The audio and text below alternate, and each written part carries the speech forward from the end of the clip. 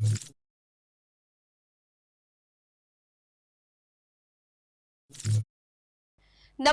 હું છું પ્રિયા અને તમે જોઈ રહ્યા છો જનતા કી જાણકારી ન્યૂઝ। નજર કરીએ આજના સમાચાર। સુરતમાં બ્રાન્ડેડ કંપનીના નામે નકલી ચીજ વસ્તુઓનું વેચાણનો પર્દાફાશ। ગુજરાતમાં નકલીની ભરમાર થોભવાનું નામ જ ન લેતી હોય તેવી ઘટનાઓ વારંવાર સામે આવતી હોય છે। નકલી પનીર, નકલી માવો સહિત અનેક નકલી વસ્તુના વેચાણના પર્દાફાશ વચ્ચે બ્રાન્ડેડ કંપનીના નામે નકલી ચીજ વસ્તુઓનું વેચાણ થતું હોવાનું સામે આવ્યું છે। બ્રાન્ડેડ કંપનીના નામે શૂઝ, ગોગલ્સ, પોકેટ સહિતના સામાનનું વેચાણ કરતા 2 આરોપીઓ ઝડપાયા હતા।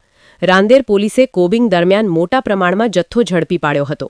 ઉલ્લેખનીય છે કે અડાજણ બસ ડેપો સેન્ટરમાં આવેલી દુકાનોમાં પણ પોલીસે બાતમીના આધારે દરોડા પાડ્યા હતા, જ્યાંથી duplicate shoes, watch, T-shirt, goggles સહિત કુલ ₹1,20,000નો મુદ્દામાલ જપ્ત કરવામાં આવ્યો છે।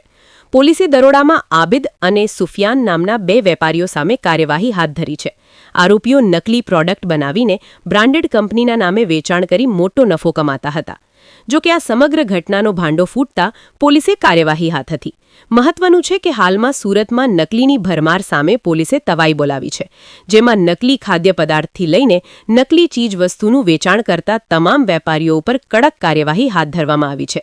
ત્યારે રાંદેરા પોલીસે કોબિંગ દરમિયાન શંકા જતા અડાજણ બસ ડેપો સેન્ટરમાં આવેલી તમામ દુકાનોમાં દરોડા પાડ્યા હતા અને બ્રાન્ડેડ કંપનીના નામે નકલી ચીજ વસ્તુઓનું વેચાણ થતું હોવાનો પર્દાફાશ કર્યો હતો। રિપોર્ટર સુનિલ ગાંજાવાલા, સુરત।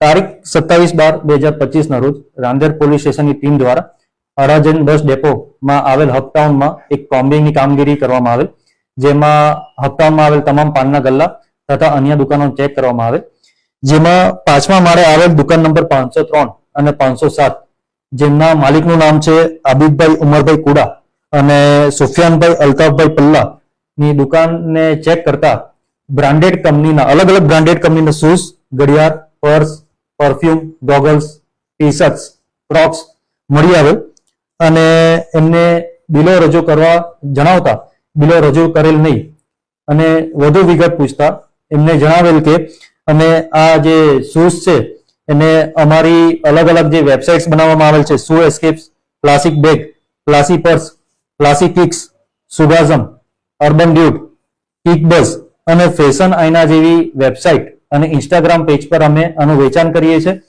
અને વધુ વિગત પૂછતા એમની એમઓ એ રીતની હતી કે આ શૂઝ, પરફ્યુમ્સ બધી અલગ જગ્યાએથી મેળવી અને એ બ્રાન્ડના બોક્સીસ બીજી જગ્યાએથી મેળવી એ બોક્સમાં પેકેજિંગ કરીને ઓલ ઇન્ડિયા એ લોકો ડિલિવર કરતા હતા, જેમાં મુદ્દામાલ કુલ 1,20,300નો કબજે કરવામાં આવેલ છે અને આરોપી નામે આબિદભાઈ ઉમરભાઈ કુડા અને સુફિયાનભાઈ અલ્તાફભાઈ પલ્લાને કાયદેસરની કાર્યવાહી કરવામાં આવેલ છે।